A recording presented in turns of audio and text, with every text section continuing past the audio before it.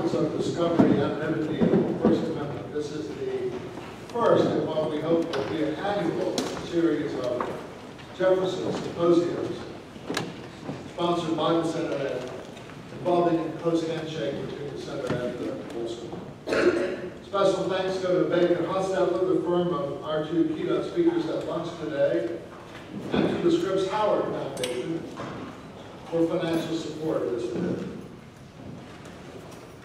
Surely the most controversial First Amendment decision in the last generation is Citizens United versus Federal Election Commission, in which, as you all know, the Supreme Court held that corporations could spend unlimited sums to support or oppose electoral candidates as a barrier against the corruption that such money might bring. The majority relied on mandatory disclosure of the source of campaign contribution. Yet there are earlier cases, some of them from the Civil Rights era, that protect anonymity of speech and association as part of the First Amendment, and cases also that protect anonymous leafleting as a part of the First Amendment. And there are concerns, at least, about such matters today. There are concerns about a proposed executive order that would require disclosure of all political donations by corporations that are seeking government contracts and by their officers. Senator McConnell, who must be admitted does not always take a benign view of the Obama administration, calls this gangster politics, an effort to shut down people who oppose them. But apart from such matters of policy, there are questions of administration. Disclosure sounds like a simple matter, but the administrative apparatus necessary to track down who is behind every organization or every committee that makes a campaign donation or expenditure presents administrative problems of some magnitude. Certainly, if mandatory disclosure is to be the mainstay of integrity in political campaigns, just what is required, of whom, when, and with what enforcement apparatus are matters of increasing concern. To discuss these issues and others related to disclosure, anonymity, and the First Amendment, we have a truly remarkable collection of speakers, including Michael Gilbert, Leslie Kendrick, Deanna Lakees, and Fred Schauer from our faculty, distinguished scholars from other institutions who have traveled to be with us, Richard Griffith from Columbia, Rick Hassan from the University of California at Irvine, Pamela Carlin from Stanford, Helen Norton from Colorado. And finally, we have the perspective of practicing lawyers with real and substantial experience in the field, including Joe Birkenstock from Kaplan Drysdale, former chief counsel to the Democratic National Committee, and our luncheon speakers, Bruce Sanford and Bruce Brown, both of whom are specialists in press law. The first panel this morning is disclosure of the Constitution, and I'll just take another 30 seconds to outline my method of proceeding here. These people are enormously accomplished. If I introduced them as they deserve, it would occupy a fair amount of the time that otherwise would go to their airtime and to your ability to question them. My judgment is that you would rather hear from them than from me, so I will introduce them in an extremely abbreviated form. And the goal here is to have a series of short presentations which will afford an opportunity for the panelists to comment on each other and question each other, and for you to comment and question on. And we begin with Richard Griffith, Joseph P. Chamberlain, Professor of Legislation and Vice Dean at Columbia Law School, longtime member of the Columbia faculty since 1983, a prolific and influential scholar of campaign finance and election law, and an active and influential participant in the civic life of New York. Richard, you and all the other speakers should feel at liberty to speak where you sit, or if you prefer to use the podium, it's yours. I think I'll speak from here, and I will say, I'm not going to thank you very much for the introduction, for having us. It's a gorgeous facility and a great topic, so it's really a pleasure to be here.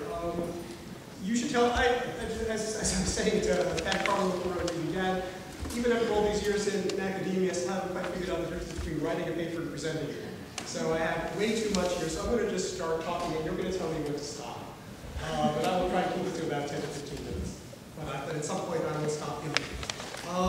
Thanks very much. As the 2012 election season opens, disclosure laws are increasingly the focal point of campaign finance debate. This should come as little surprise. Under Chief Justice Roberts, the Supreme Court has turned sharply against all forms of campaign finance regulation, but has warmly endorsed disclosure. Even as the court has invoked the First Amendment to either narrow or strike down campaign finance laws 5 times in 5 years, it has blessed disclosure as consistent with First Amendment values and as the preferred form of campaign finance regulation. For reformers, then, disclosure, if not exactly the only remaining game in town, provides the rare opportunity to invoke current Supreme Court case law in support of their efforts. From this perspective, it makes perfect sense that the leading congressional response to the Citizens United decision is called the Disclose Act. By the same token, reform opponents, having pushed back other modes of campaign finance regulation, have now turned their litigative muscle against disclosure. Whereas a decade ago, the slogan of reform opponents was deregulate and disclose to resist the soft money and issue advocacy regulations that ultimately became Feingold law, today's anti-reform agenda is simply deregulation. If the anti-reform groups can knock down disclosure, they will have completely swept the field. The anti-reform pro-disclosure tilt of constitutional doctrine is not the only reason for the increasingly intense fight over disclosure. Other political and legal factors are critical too. There's relatively less disclosure by politically active groups than there used to be. The most publicized campaign finance development in the 2010 congressional elections was the formation or rise to new prominence of a number of 501c4 organizations, most famously American Crossroads GPS, Americans for Job Security, the American Future Fund, as well as the Chamber of Commerce at C6. These nonprofit advocacy groups or committees are not subject to the reporting and disclosure requirements of the Federal Election Campaign Act. While they must make certain filings to the IRS, they are not required to publicly identify their donors during the campaign season. As there are no limits on the donations these organizations can accept for electoral purposes, this permits the spending of significant amounts of undisclosed contributions. By one very recent count, there was no disclosure of the donors who provided about 45% of the funds spent by outside groups in 2010, and no disclosure at all of donor information about the 5 largest groups. The scope of mandatory disclosure by independent groups was also narrowed by an action of the FEC, Federal Election Commission, in 2010, effectively providing that organizations that engage in independent spending but are not political committees within the definition of the statute need not disclose their donations, even donations given for political purposes, unless the donation is specifically earmarked by the donor for an electoral communication. As a result of this action, known as Freedom's Watch, it is likely that a very large fraction of the contributions given by individuals and corporations to pay for independent spending will be undisclosed. On the other hand, much as the surge in undisclosed contributions has sparked new calls to extend disclosure requirements, disclosure opponents have pointed to what they contend is the serious danger of harassment of small individual donors whose names and addresses have been publicly revealed due to disclosure laws. Their case in chief is the controversy that erupted in California in the aftermath of the state electorate's approval of Proposition 8 in late 2008, which overrode the decision of the state Supreme Court legalizing same-sex marriage. According to media accounts, disappointed opponents of the measure used the name and address information gleaned from campaign finance disclosure reports to retaliate against individuals who gave to the pro-Prop 8 campaign. The proposition's backers complained of business boycotts, harassing phone calls, threatening emails, and vandalism of personal property.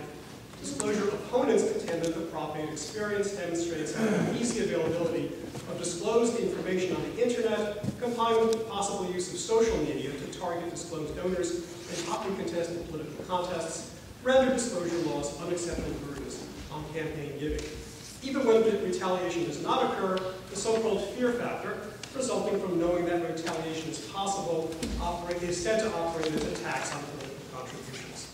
Thus, the alarm about the growing volume of undisclosed contributions has been met by a new anxiety about the potential speech-burden consequences of disclosure.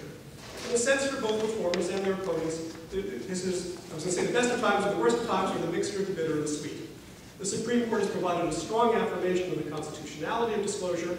It has refused to liberalize the reprisal exemption, but it has laid a foundation for new arguments that may support both resistance to disclosure and the evasion of some of its requirements. In practice, there's probably less disclosure of some of the major participants in election campaigns.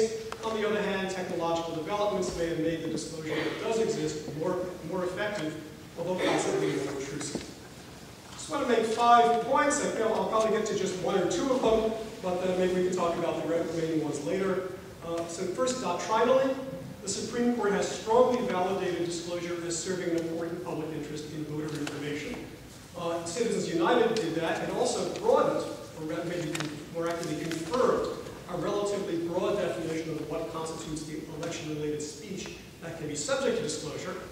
And the court in Doe v. Reed indicated that it's unlikely to make it easier to win an as-applied exemption from disclosure based on the claim of threat of reprisal, at least not as it currently stands. On the other hand, so that was the first point. Second, the question about reprisal or threats or harassment. Despite the strong claims that have been raised, it's based on the limited judicial record so far, the 2 full-fledged district court decisions that have examined claims of harassment and reprisal. There's actually very little evidence. If I have a chance, I do want to talk about the most recent decision in the remand of the Doe v. Reed case, which after extended fact-finding came up with really next to nothing. That's that would be the second point.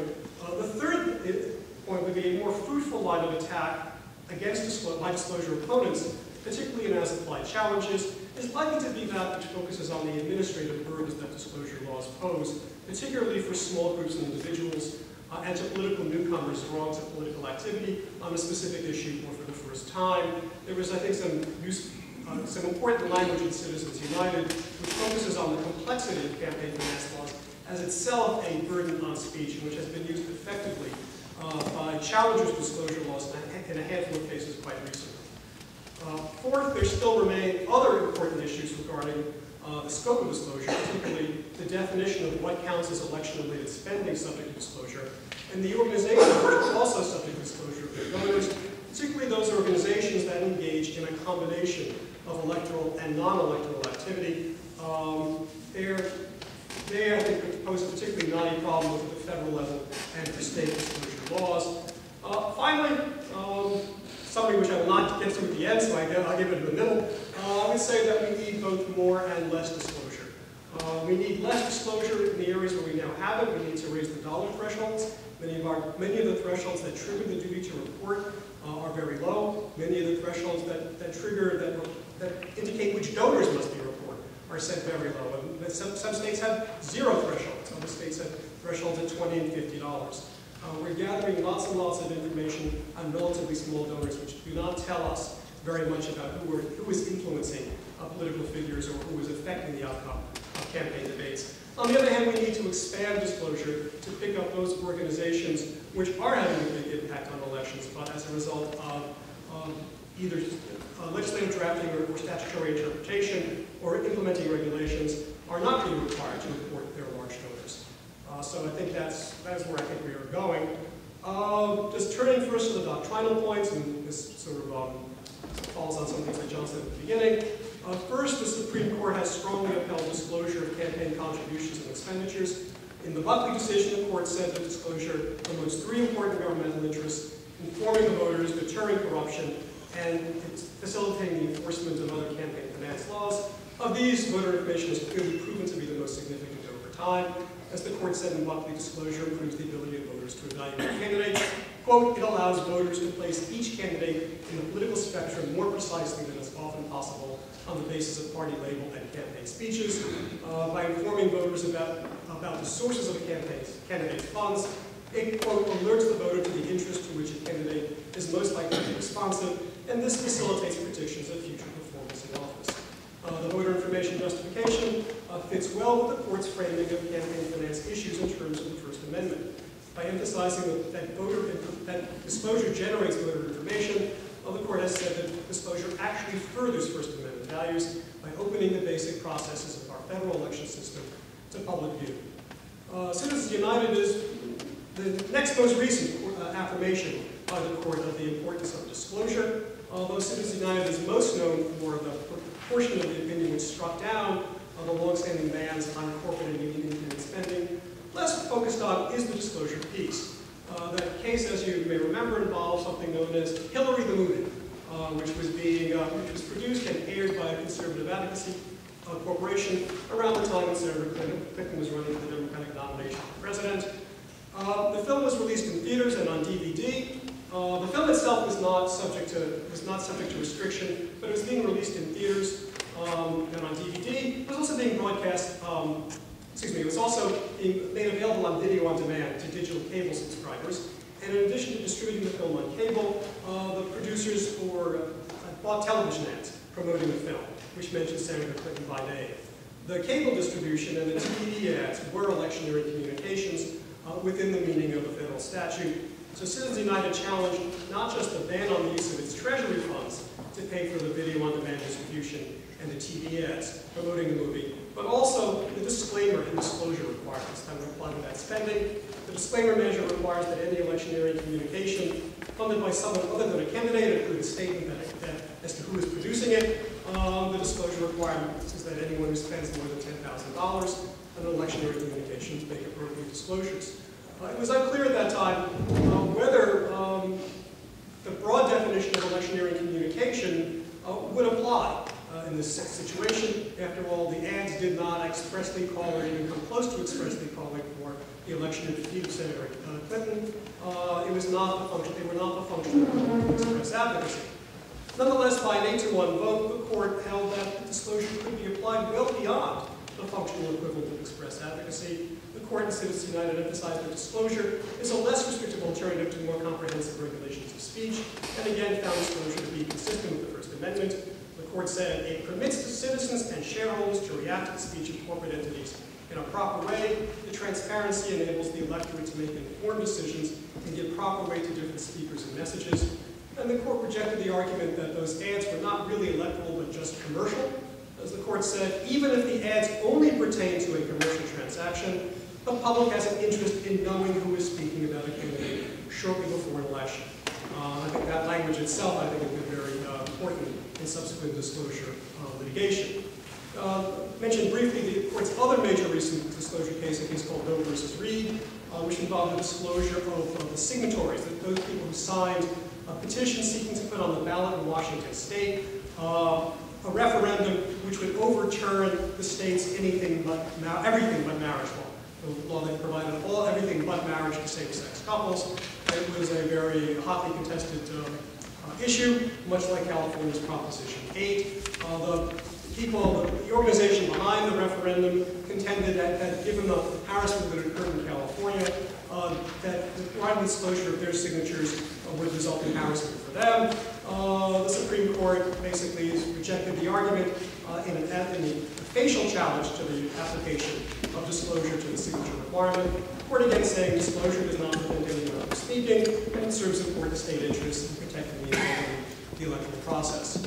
The court held off on resolving the as-applied issue, which was something that had been addressed by a district court. It was also just a fascinating byplay in the case between Justices Alito and Scalia. Justice Scalia, normally not a friend of campaign finance law, in this case joined with the other campaign finance supporters in emphasizing the need to have a very high standard of proof for somebody seeking an as-applied exception based on harassment grounds. This was Justice Sotomayor's opinion. Took the same position. Justice Alito, although he joined in the judgment, took a sharply different tack, emphasized the heavy burdens on First Amendment rights that disclosure requirements can impose in specific cases, and he would have liberalized the proof necessary. Justice Alito expressed the fear that enabling opponents to contact petition signers and engage them in discussion becomes a means of facilitating harassment that impermissibly chills the exercise of First Amendment rights. Justice Scalia responded that harsh criticism, short of unlawful action, is a price our people have traditionally been willing to pay for self-governance, and in language which has often been cited since, he concluded that requiring people to stand up in public for their political acts fosters civic courage without which our democracy is doomed, and in his usual tart language, said that democracy should not be for the faint of heart in this the home of the brave. Although usually a harsh critic of campaign finance reform laws, in Doe v. Reed, he emerges a strong defender of disclosure requirements. To finish up with one final thing, just on this issue of harassment. And I said the only thing I really wanted to get out here that's new to me, this is all somewhat old stuff, is about the harassment question. There have been two district court decisions now on harassment. One in the California litigation, or the California court, in the sense that, yeah, there were some nasty things were said. There was the theft of yard signs, some defacing of yes on 8 bumper stickers, and some nasty emails, but not much more. Nothing that you wouldn't expect during the court referred to as during the heat of an election surrounding a hotly contested ballot initiative. The kinds of responses were consistent with uninhibited, robust, and wide-open public debate.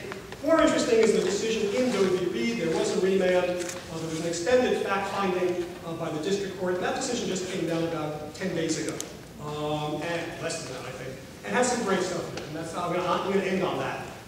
They took testimony from 18 witnesses, including 5 of the John or Jane Does of Doe v. Reed fame. Many of them were very public supporters of the referendum, the state senator, the campaign manager, some very prominent pastors. And yet, after 2 years of litigation, all they could come up was the following. Some incidents involving, quote, an angry text message from John Doe No. 2's brother. Quote, 2 ladies that glared at John Doe No. 4 while he was collecting signatures at a grocery store. 2 or 3 post-it notes containing vulgar language placed on a vehicle with a Pro R71 bumper sticker. Passing motorists who made offensive gestures and shouted insults. Some callers to a state senator who used vulgar language. Someone who, being handed a Pro R71 brochure, crumpled it up and threw it back. Sundry nasty emails and critical phone calls, and to me the most shocking, 2 incidents of petition solicitors being wounded by passing motorists. Does not appear yet that even this requires a lot of civic courage to deal with. To be sure, and I am going to close in 1 sentence to go. To be sure, legal responses like nasty emails, uncomfortable conversations, and even business boycotts can burden donors, and the fear of both legal and illegal responses can make potential donors less likely to give or to hold their giving before a reporting threshold. This is a good reason, I think, for raising thresholds to relatively high levels, but so far, the concerns about the more effective disclosure we get as a result of the internet, they do not yet provide a basis for making it easier to win a harassment exception. Thank you very much. Next to Richard is Leslie Kendrick, who is a colleague of mine on the Virginia faculty. A fairly recent colleague. She joined us in 2008 after clerking for Jay Wilkinson and Justice Breyer. Leslie teaches, among other things, First Amendment theory, and she is writing now a major article on the chilling effect. So I think we are in her sweet spot. Thank you, and I wanted to thank the Journal of Law and Politics and also the Thomas Jefferson Center. Bob O'Neill, who's the founder of the center, was my First Amendment teacher here at Virginia, so it's a real honor to be here today. So I want to back up a little bit from the campaign finance question and talk more generally about disclosure law and First Amendment methodology. Disclosure has been an area of First Amendment discontent, basically as long as it's been a First Amendment issue. This was true back when the reigning debate in First Amendment methodology was between the so-called absolutists. Okay. Between the so-called absolutists and the balancers, or more accurately maybe the categorizers and the balancers. And it's true now that the paradigm has shifted, and one major debate in First Amendment methodology is between the so-called purposivists who think that laws should be looked at for the government's purpose, versus those who think that the First Amendment law should also care about the effects of law on freedom of expression. So about categorization and balancing, that debate largely took off from the court's approach to disclosure in the exposure-driven, its response, largely feeble response to the disclosure-driven anti-communist investigations of the 1940s and 1950s. In those cases, while recognizing that these sweeping investigations into political association burdened individuals' First Amendment rights, the court often concluded that the trade-off was necessary in the interest of national security. But this was the primary evidence that ad hoc balancing was dangerous, and that speech categories, or what they call definitional balancing at a categorical level, was to be favored.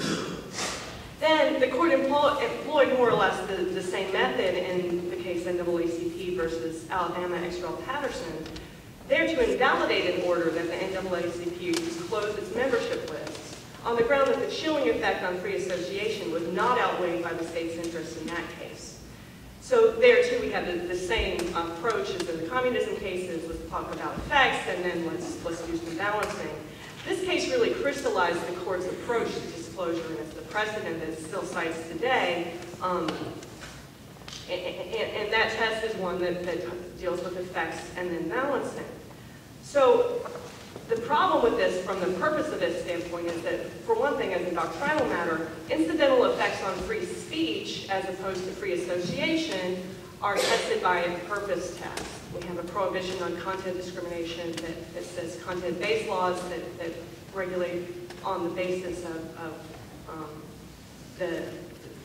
where the government is trying to target the law for the speech because of its message. That's a problem. The laws that have an incidental effect on expression are almost universally upheld. And furthermore, not just descriptively is there a disconnect between those two doctrines, but the purpose of this would contend that, as a normative matter, First Amendment doctrine should care exclusively about purpose. So the disclosure area is a source of discontent on their terms. So under both of these paradigms, disclosure laws seem to be on the wrong side. When categories are in vogue, it was about balancing. When purpose is in vogue, it's about effects. But I want to suggest this isn't quite right. That one of the ironies of the disclosure arena is that the cases that kicked it all off, these communism cases and the NAACP versus Alabama case, they were actually on the right side of these methodological debates. They really involved a categorical prohibition on a certain type of discriminatory purpose. But I also want to suggest that perhaps we still have some discontent here. Perhaps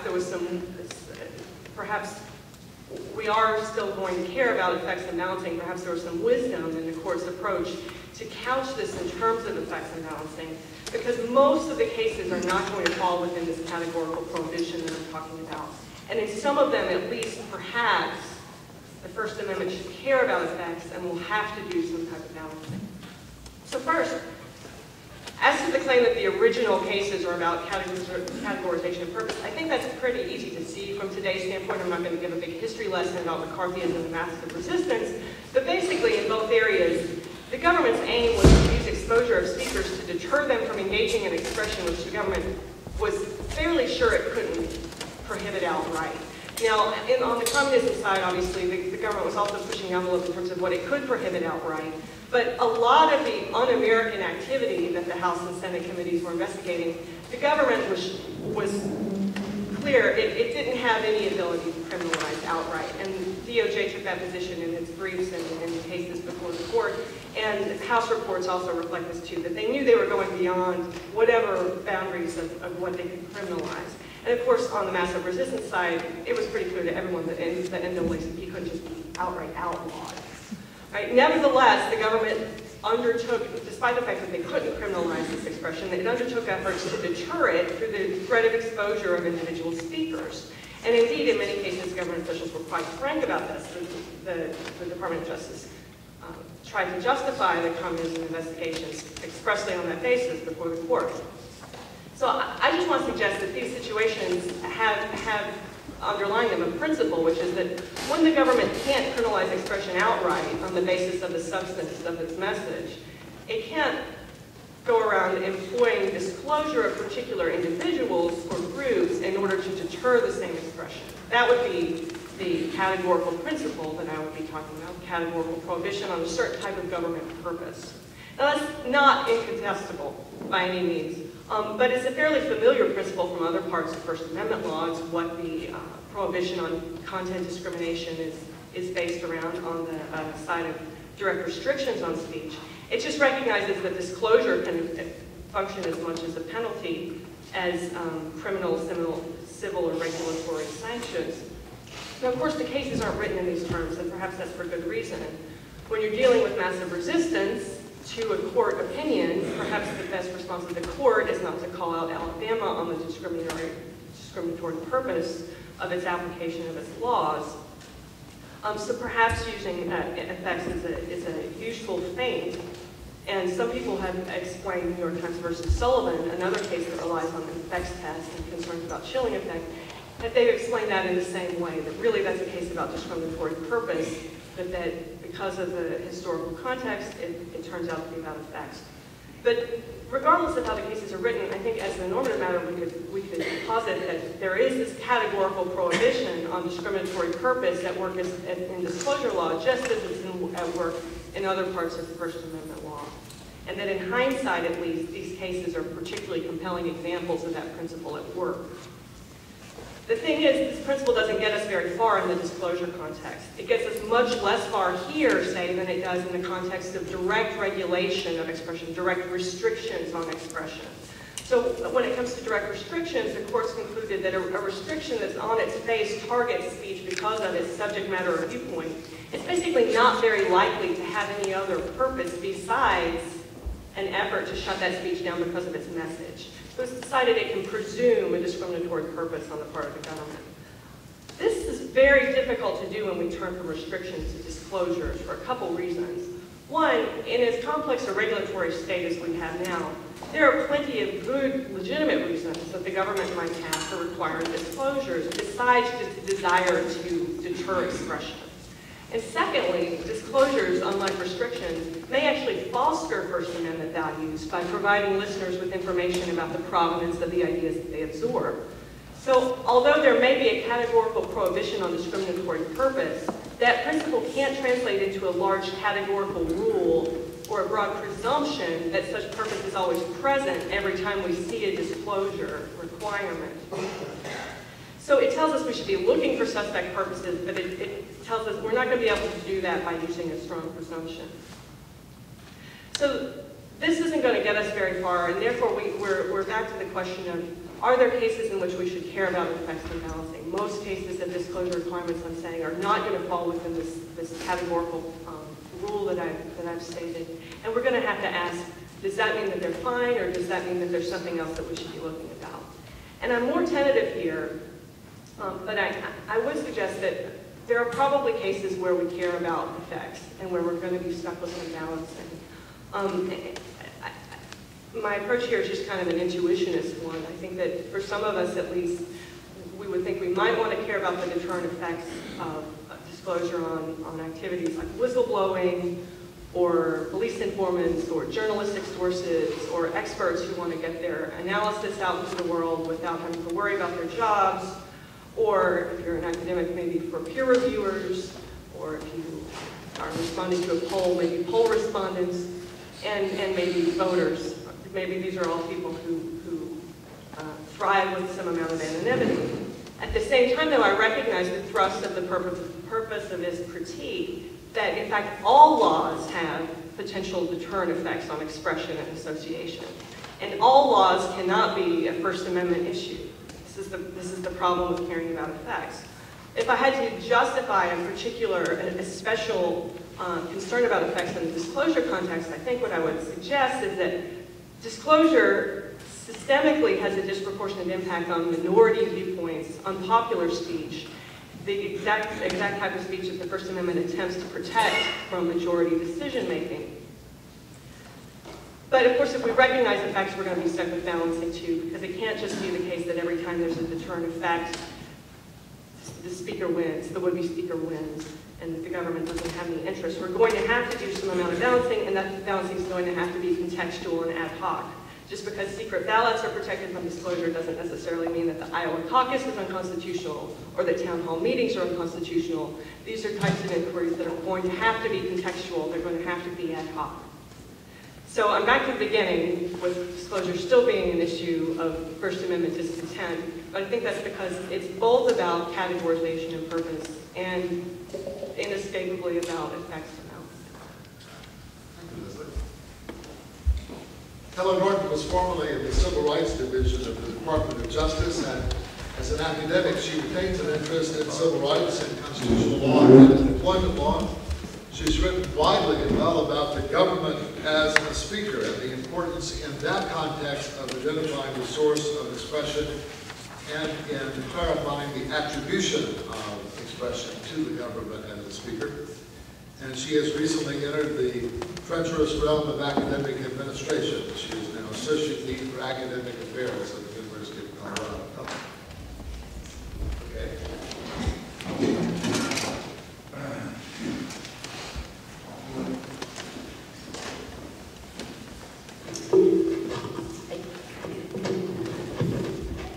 tend to project a little bit better when I stand up, so here I am. Good morning, and thanks everybody for coming, and thanks so much, John, for a terrific invitation to a wonderful event. I'm really pleased to be here. So the First Amendment controversy over disclosures and disclaimers in the campaign speech context is largely focused on the tension between disclosures' potentially negative effects on speakers' autonomy, as opposed to disclosures' potentially positive effects on listeners' informational interests and their informed participation in the political process. And in my talk today, I want to add another consideration into the mix: the notion that a speaker's interest in anonymity, or sometimes pseudonymity, in this context can sometimes be understood as an interest in keeping a secret, and even occasionally an interest in telling a sort of lie. And that such secrets and lies impugn not only listeners' informational interests, but also listeners' autonomy or dignitary interests. And I'll further suggest that this consideration is relevant when we think about contested disclosure requirements outside of the campaign speech context. And I'll note, by way of background, I'm not an election law expert. As John noted, I write about First Amendment issues more broadly, and I've written about transparency in other contexts, so that's where I'm coming from in these remarks. So what do I mean by secrets and lies in this context? First, political speakers who resist such disclosure requirements would prefer to keep secret from their listeners the identity and or the intensity of their support for a particular candidate or cause. And some speakers, moreover, seek to use a pseudonym that disguises the source of a political contribution or a political advertisement. And such pseudonyms are occasionally sufficiently deceptive that we might at times even think of them as a type of lie. Now, I'm going to be focusing both on disclosure and disclaimer requirements here. And by disclosure requirements, I refer to requirements that contributors to political candidates or causes disclose to the public their financial support. And by disclaimer requirements, I refer to required disclosure of the source of a particular advertisement with respect to a candidate or a cause. And I'll suggest that disclosure and disclaimer requirements are least problematic from a First Amendment perspective when applied to speakers who seek to shape their listeners' decision-making while keeping information secret from the listener that the listener would find valuable. And disclosure and disclaimer requirements in this context, I believe, pose comparatively small threats to speaker autonomy while in fact enhancing listener autonomy in a way that's consistent with First Amendment values. Now, of course, neither secrets nor lies are always bad, much less illegal. And in many contexts, the First Amendment prohibits their regulation. But in thinking about when secrets and lies are, or should be, regulable, it's helpful to focus on the many and various reasons why speakers want to keep their identity secret, or sometimes even tell a type of lie about their identity. To be sure, sometimes speakers seek to conceal or to keep secret their identity for very good reasons. And I agree that a speaker's reasonable fear of retaliation is a legitimate reason for secret keeping. Although I would be slow to indulge, I think we should be slow to indulge speakers who claim to equate their experience with that of the NAACP in the 1950s with respect to Alabama, when entire organs of state government were seeking forced disclosure of its membership and dedicated to the destruction of an organization whose members faced physical violence and even death in response to their political speech. And I think Richard's report on the remand in Doe versus Reed highlights the contrast with that experience. But sometimes speakers seek to keep their identity secret for very different reasons, and reasons that I think are less worthy of First Amendment protection. And I'm thinking of speakers who are seeking to shape their listeners' voting behavior, even while denying those listeners information about the source of a message or of a candidate's financial support. Information that's not only uncontestably true, but also very helpful for listeners. So why do some speakers want to conceal their identity? Some seek to keep it a secret because they want to shape listeners' political behavior, and they think that making such truthful information available to listeners will limit their ability as speakers to influence those listeners. Now, I know, however, that these speakers often very much want their identities known to the recipients of their contributions, so they're seeking to keep their identity secret for strategic reasons. So here, the speaker's interest in anonymity, in keeping secret her identity as the source of the communication and contribution, is based not on an interest in protecting her own autonomy. Instead, the speaker seeks to keep identity secret to enhance her ability to influence others, to shape others' decision-making, and thus arguably intrude on their autonomy. Now, secrets and lies of this sort can be seen as morally troubling in that they violate Kantian principles. They deny information to listeners because the speakers are using listeners as means to their own ends, rather than treating listeners as ends in themselves. So in this context, secret lies, I think, can be seen as variant types of deception that are both manipulative and disrespectful, which is why folks generally don't want to be the subject of secrets or lies in a variety of contexts. Now, of course, lies can be especially deceptive and thus manipulative and disrespectful, but secrets can raise similar concerns as well. As David Strauss wrote in another context, deliberately denying information is not the same thing as lying, but it is a form of attempting to control the audience's mental processes. The difference is only one of degree. Both a manipulative denial of information and a manipulative lie invade the listener's autonomy. Now, I agree, and thus urge that we add to the factors that we consider when thinking about disclosure requirements an inquiry into why speakers want to keep their identity secret. And while we sometimes should protect speakers' anonymity as a matter of protecting their autonomy, their ability to express themselves, their ability to be who they are, speakers in this context are often doing more than expressing themselves. They're trying to influence others. And that these speakers are trying to shape listeners' behavior may justify less privileging of their autonomy over that of their listeners. And I think a focus on the speaker's motives for keeping secrets and the possible threat to listener autonomy also helps explain, or should help explain, disclosure law in other contexts. So I'd like to take just a few minutes on First Amendment controversies over disclosure and disclaimer requirements with respect to commercial speech, professional speech, and abortion and healthcare more broadly. And in thinking about how these controversies are, or should be decided, I'll again suggest attention to whether the purpose sought to be served by the disclosure requirement undermines or instead protects and enhances listener autonomy consistent with the First Amendment. So the taxonomy of purposes underlying government-imposed disclosure requirements includes, first, protecting listeners from deception; second, simply informing listeners' decision-making, even absent deception, where the government has no stake in the listener's ultimate decision; and finally, shaping listeners' decision-making, where the government does have an interest in the ultimate choice. And as I'll explain, I find the last of these most troubling for First Amendment purposes than the others because of its potential for intruding on both speaker and listener autonomy. So when and why do we regulate secrets and lies in these other contexts? Through disclosures. Turns out there's a number of reasons, and perhaps the most common justification is to protect listeners from deception, and this is especially common with respect to commercial speech. But given the threat that deception poses to listener autonomy more generally, it seems to me that the government's interest in protecting listeners from deception through disclosures should have considerable weight even outside of the commercial speech context in those circumstances where speaker autonomy is relatively low. And I think that's more likely to be the case when the required disclosures of purely factual information, and where the potential threat to the listener's autonomy is relatively great, as is the case where the speaker seeks to shape listener choices through secrets or even lies. Now, another common justification for compelled disclosure, again, especially in the commercial speech context, is to require disclosure of objectively verifiable facts simply to inform listeners' decision-making, even absent any deception by the speaker.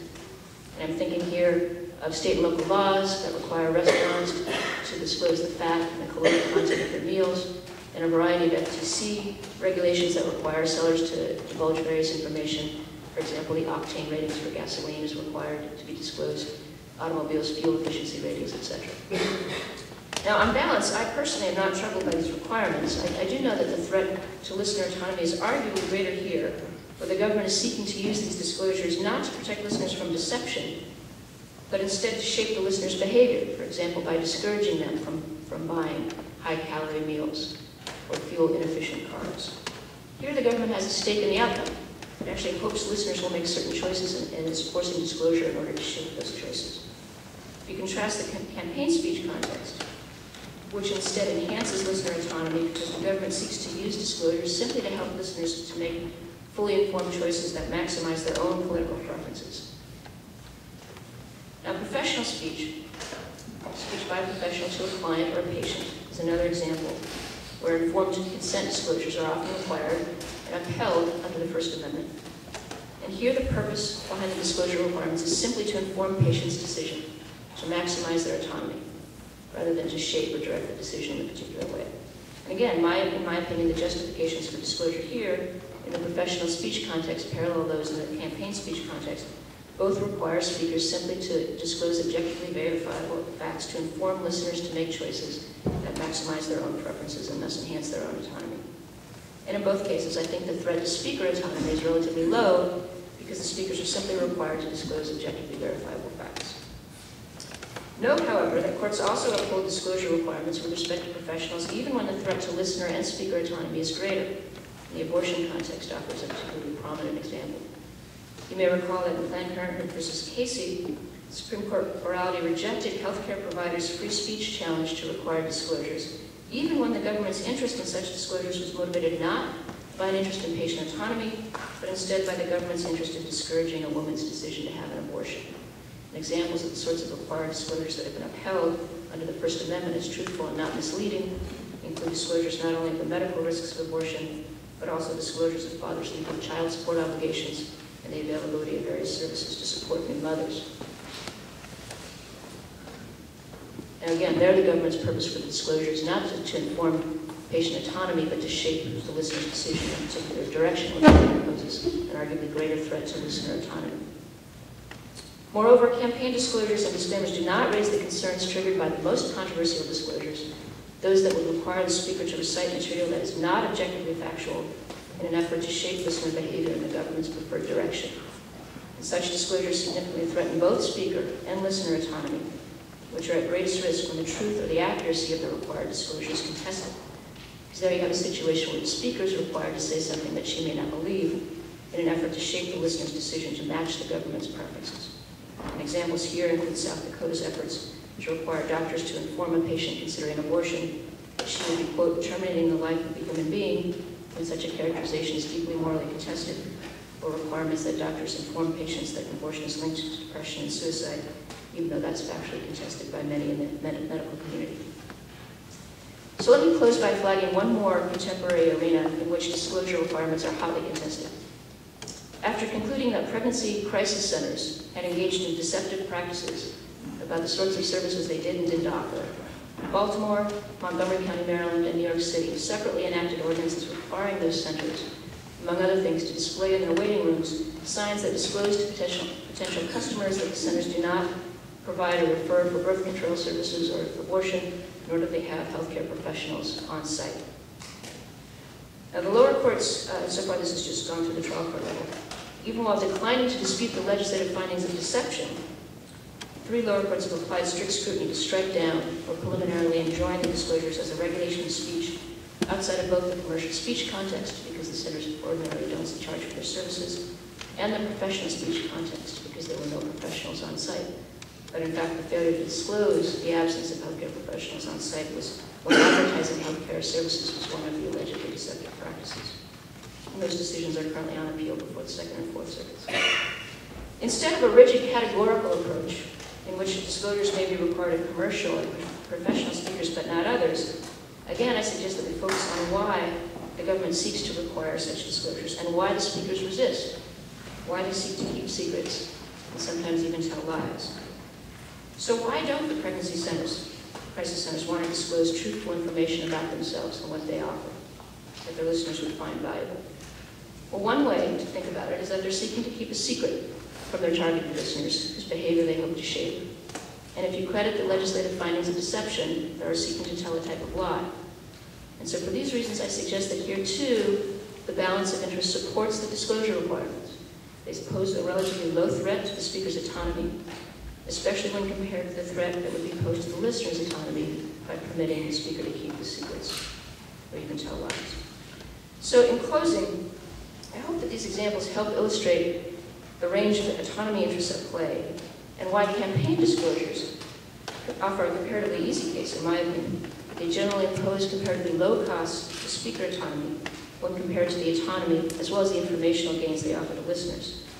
And these disclosure requirements, in my opinion, are most consistent with First Amendment values when they regulate the speakers who seek to keep secrets and occasionally tell lies for reasons that tread on listener autonomy.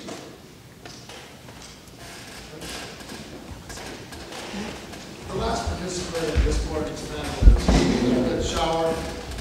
We can read the partial list of his publications. Let me just say that his his qualification to be here is indicated by the appointment he held before coming to the University of Virginia as a data engineering Harrison professor. He was for 18 years the Frank Stanton Professor of the First Amendment at the Harvard Data School. Okay. Thank you. I think I will also. William?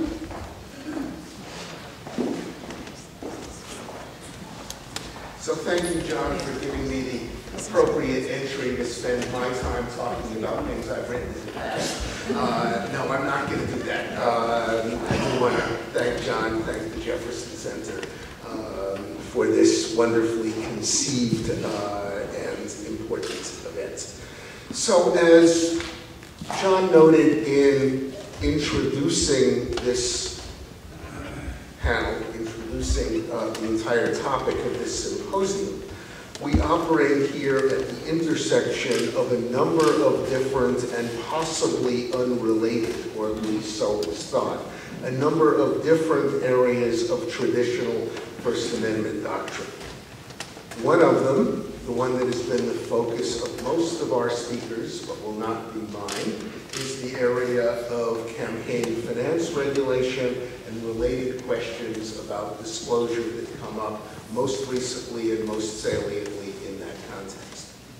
Second, we have the history of earlier cases, NAACP versus Alabama, NAACP versus Button, and some number of other cases of the civil rights era, all about the ability of organizations to keep their membership lists secret against claims by the state, for, in those cases, obvious reasons, against claims by the state that disclosure was required. Third, somewhat less prominently, there are a range of cases, none of which ever got to the Supreme Court, about masks and hoods and related forms of disguising a speaker's identity, speaker in the literal sense. As you might suspect, many of these cases were anti-Ku Klux Klan, arose in the context of anti-Ku Klux Klan ordinances, but there is a little bit of law about this, and it's worth mentioning, not only because it's somewhat relevant, but because it also suggests that things like hoods, screens, masks, and the like can render anonymous even speech delivered orally. Fourth, are the cases dealing with anonymous handbilling. All of these areas are related. They all deal with disclosure, they all deal with anonymity, they all deal with the question whether there is in fact a First Amendment right to anonymity. I want to talk about the fourth, the handbilling cases, perhaps because they are, until the campaign finance issue came up, the most prominent Supreme Court cases on anonymity, and leave it to you to decide on the basis of what I say about the cases and what I think of their relevance, the extent to which they raise similar or different issues to the ones that are now coming up in the context of campaign finance. So the first of these cases was a 1960 case called Talley versus California. Talley distributed some number of handbills, pamphlets, urging consumer boycotts of businesses that were perceived, probably accurately, to discriminate against African Americans, Asian Americans, and Latinos in hiring. In doing so, Talley ran afoul of a local ordinance requiring that the name of the author of a handbill be attached to all handbills distributed in the public forum. The Supreme Court struck down the law, Justice Black writing for a 6-3 majority. For Justice Black, this was not really an anonymity case. Remember, this is 1960. Justice Black conceived the case as one essentially banning leafleting, banning handbilling in the public forum.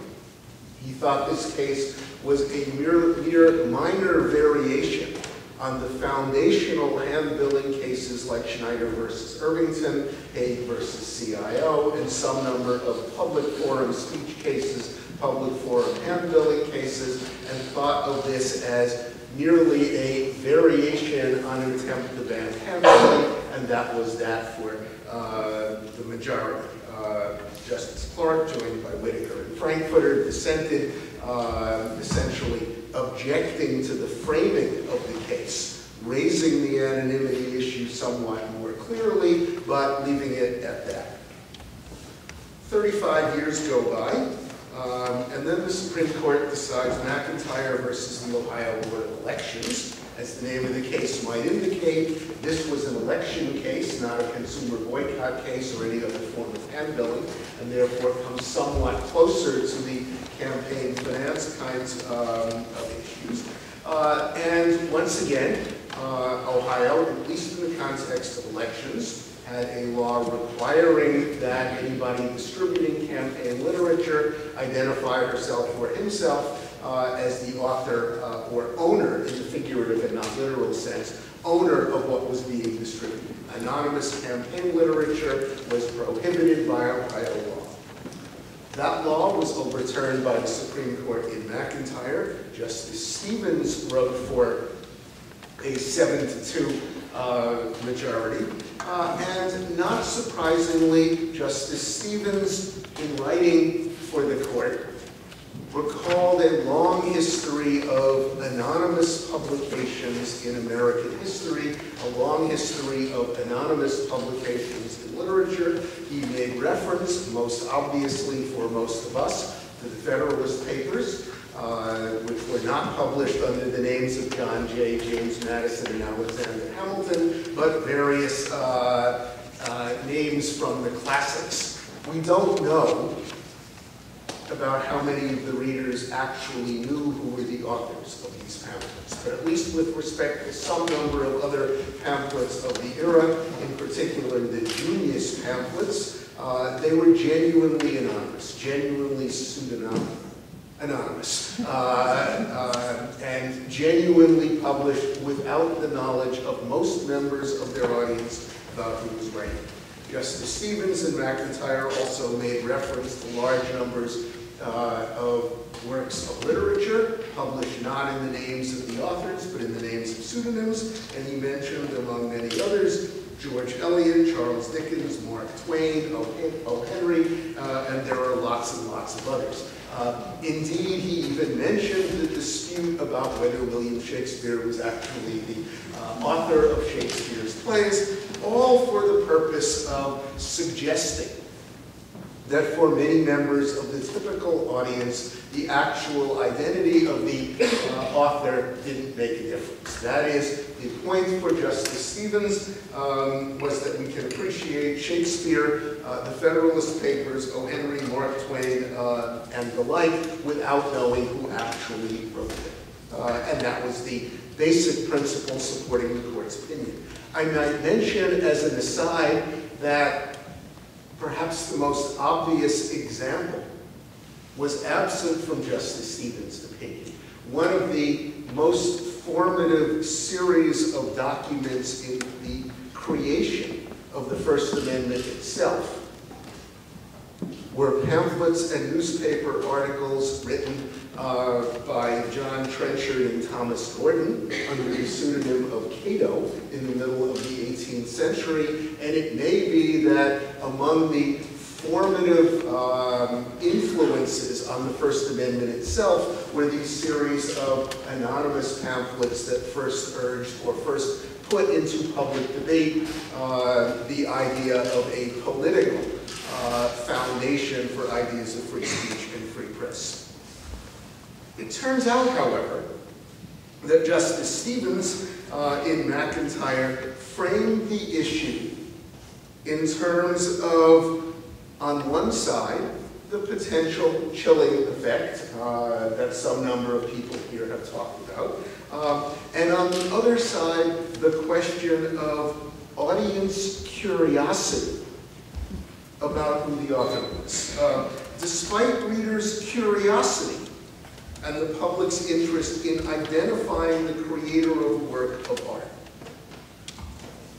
In that phrase, it was clear that although there may be a public interest and although there may be curiosity, the information that's gained by knowing who the author is largely independent of the content of the work. Indeed, in the context of campaign finance, that's often the way the issue is framed. That is, the public has an interest in knowing who is financing something. The public has an interest in knowing who is contributing to various campaigns. But in much the same way as Justice Stevens' language in McIntyre, this is thought to be an independent and sometimes useful item of information to be weighed against a potential deterrent or chilling effect. And as in Talley, the court in McIntyre says that the chilling effect on speech, the possible deterrence of speech, will prevail against the curiosity of readers or the curiosity of readers. Or the curiosity of readers or the curiosity of listeners. Framing the issue in that way, however, assumes that the identity of a speaker or writer is largely distinct from the message that is actually being conveyed. So although there may be an interest in knowing who is contributing, the basic idea is that the interest in knowing who is contributing is analytically distinct from the content of the message that the contribution supports. And indeed, the court at McIntyre, by using examples like Mark Twain and Shakespeare and the Federalist Papers and so on, seems to support that separation, much that we learned if and when we ever took an introductory course in formal or informal logic about ad hominem arguments, supports that separation. But more recent thinking in a number of different areas suggests that perhaps is not true. So let me just mention the titles of two relatively recent articles in the Journal of Philosophy. I am not going to describe the articles. I am not going to describe the arguments. Nevertheless, the titles are instructive. One title is Epistemic Dependence, and the other, even more revealing, the role of trust in knowledge. The basic idea here is that although we operate, especially in the First Amendment, with a certain kind of paradigm about the individual creation of knowledge and the individual evaluation of knowledge, in fact, as the world gets more complex, we've come to recognize that knowledge production is a collective activity. Knowledge is not produced by individuals, it's not evaluated by individuals. Rather, it is collectively produced, collectively evaluated, and because it is collectively produced and collectively evaluated, in almost all instances in which we are learning something from someone else, we are not only learning from the straight propositional content of what they say, but we are learning by virtue of having to trust in others who are part of this collective process. This is, we might here note a connection with the law of evidence. It is important in the law of evidence, whether by cross-examination, whether by evaluation of experts, that we know who is in fact providing the testimony. This is most obvious with respect to facts, but it may also be equally important with respect to inferences to be drawn from facts. So consider, for example, the recent and widely publicized examples of scientific fraud. If it turns out that there is significant fraud, or even not so significant, but a non-trivial number of instances of fraud in science, both in natural science and in social science, then anybody who makes a claim about what science has shown, what the experiments has shown, is in effect relying on the work of others whose reliability may depend on knowing actually who has produced the information. Moreover, even if we are dealing in the area of opinion and argument, rather than in the area of facts, most speech is not read as carefully as we like to think, those of us who teach, as we like to think our students read our assignments. Most information is evaluated, most written information is read by some combination of selective reading, skimming, and the like. And whenever we read something by skimming, whenever we read something selectively, whenever we read something quickly, we are in effect trusting or relying on someone else in terms of filling in the gaps in the argument, filling in the gaps in the argument. Another way of putting all of this is that authority is part of knowledge. This is, of course, a familiar idea in law. So consider New York Times versus Sullivan. New York Times versus Sullivan says that, among other things, that newspapers operating under a common law rule about libel liability will publish less than they would under a different rule. As New York Times versus Sullivan is used in law, of course, that factual, empirical question that I just mentioned is not treated as something that can be reevaluated in every case. It is treated as true not only because it is in fact true, but more importantly, it is treated as true because the Supreme Court of the United States said it was true in New York Times versus Sullivan. So too in large numbers of other areas. Just as authority is common in law, authority is common in almost all of our evaluation of the words and speeches of others. As we think about the question of anonymity, we need to think that the interest in knowing who the speaker is, the interest in knowing who is providing facts and information and opinion, is not just a matter of curiosity, but may be essential in evaluating the substance of what is said, especially in an imperfect world in which we do not and cannot engage in primary investigation and evaluation of everything that is said by others. None of this is to suggest an outcome in this or that case or with respect to this or that controversy. I used to spend more time than I now do suggesting what the right results would be in various Supreme Court cases after a couple of decades of realizing that the courts never listened and have given up on that enterprise. All I want to suggest is that in thinking about this issue, let us not join Justice Stevens in suggesting that this is just a matter of curiosity. Let us not join Justice Stevens in suggesting that the public interest in knowing who is saying something is just a matter of knowing about the identity of a funder or contributor. Rather, it is an essential part in evaluating the information itself. Thank you.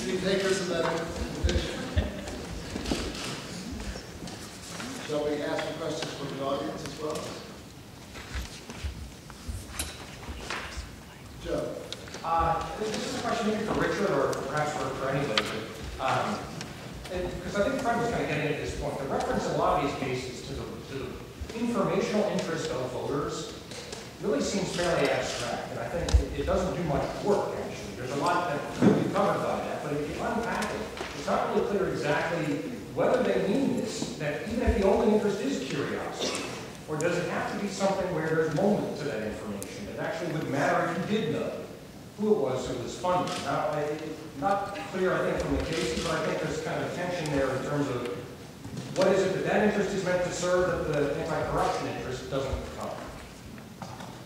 Okay, I'll start with that one. I think There's a question, I suppose, an empirical question as to how much it matters to voters in practice, and how can voters deal with this. But I think in the case laws, the assumption is, and the court says it in Buckley and later, is that part of it, and I'm not going to separate candidate elections from ballot proposition elections. There's a fascinating fight going on between the circuits on voter information issue and ballot propositions, which resonates exactly with what the President was just saying.